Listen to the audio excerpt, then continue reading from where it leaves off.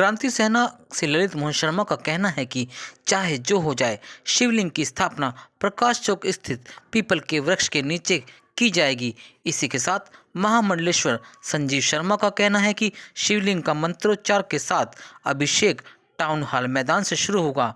इसके बाद शिवलिंग यात्रा टाउन हॉल मैदान से शुरू होकर पीपल के वृक्ष के नीचे जाकर शिवलिंग स्थापना के बाद ही समाप्त होगी। मामला पिछले दिनों कुछ असामाजिकों द्वारा महावीर चौक पर पीपल को काटने की कोशिश हुई। वहाँ रखे शिवलिंग को भी क्षतिग्रस्त किया गया है। इसमें एक समाज सेवी कहें या उसे कथित भूमाफिया कहें, उसका योगदान था। उन लोगों के खिलाफ तहरीर दी गई। पुलिस ने मामला अज्ञात में दर्ज किया और मेरे ख्याल 2 मजदूरों को उन्होंने गिरफ्तारी उसमें की भी है पेड़ काटने को लेकर, जबकि वास्तविक आरोपी आज भी बाहर है। इस प्रकरण में क्रांति सेना ने जो खंडित शिवलिंग था उसके स्थान पर एक नए शिवलिंग की पुनर्स्थापना की थी।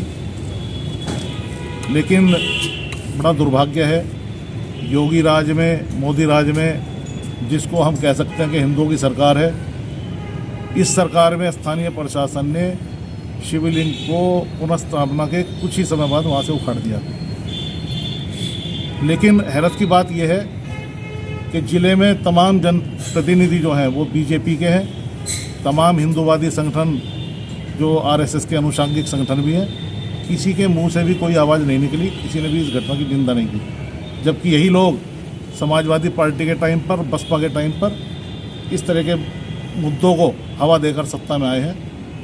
लेकिन क्रांति सेना शुद्ध रूप से हिंदुवादी संगठन है और वो इस चीज़ की कड़ी आलोचना करती है। इसमें प्रशासन की भी आलोचना करती है, स्थानीय जो हमारे जनप्रतिनिधि उनकी आलोचना करती है कि वो इस हिंदू विरोधी कार्य में पूरे मूक दर्शक बने हुए हैं। क्रांति सेना के कार्यकर्ता कल भी शिवलिंग की पुनर्स्थापना करेंगे पूरे विधान के साथ, और अंजाम कुछ भी हो, हम लाठी खाने को तैयार हैं, हम जेल जाने को तैयार हैं। तो कल की क्या रणनीति रहेगी आपकी?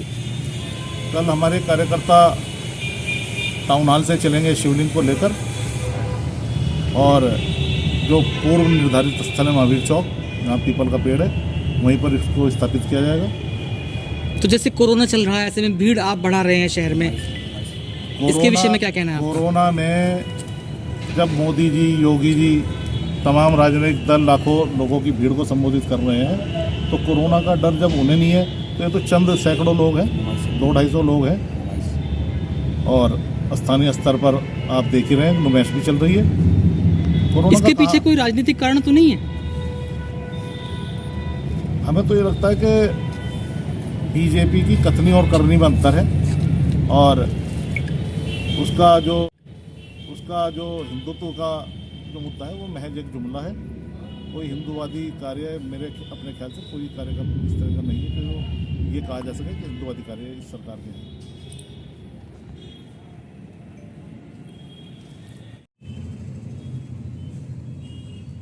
कल होने वाले कार्यक्रम के बारे में आप बताएं जरा।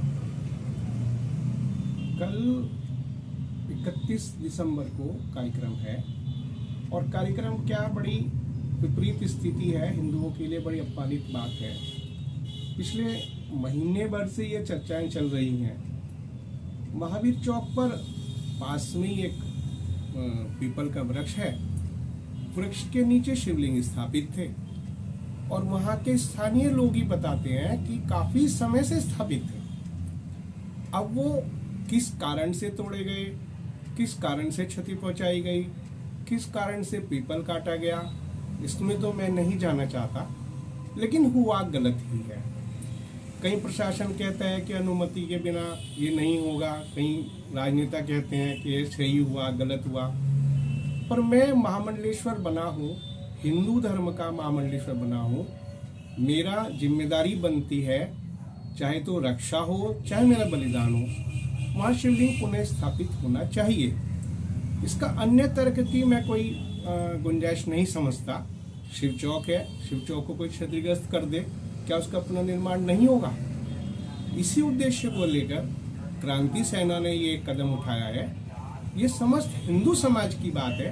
क्रांति सेना हो, बसपा हो, सपा हो, भाजपा हो, कोई दल हो, कोई जाति हो, कोई बिरादरी हो, हिंदू धर्म को नुकसान पहुंचाया है वो ठीक होने का प्रयास है, केवल ये कार्यक्रम है। यात्रा भी निकाली जाएगी, कुछ ऐसा भी सुनने में आ रहा है। हाँ, यात्रा निकाली जाएगी। टाउन हॉल से शिवलिंग की पूजन होगा, बाकायदा विद्वान ब्राह्मण उसमें आमंत्रित किए गए हैं। वो वहाँ से विधिवत पूजन करके शिवलिंग की शोभा यात्रा निकाल के और महावीर चौक पर स्थापित किया जाएगा।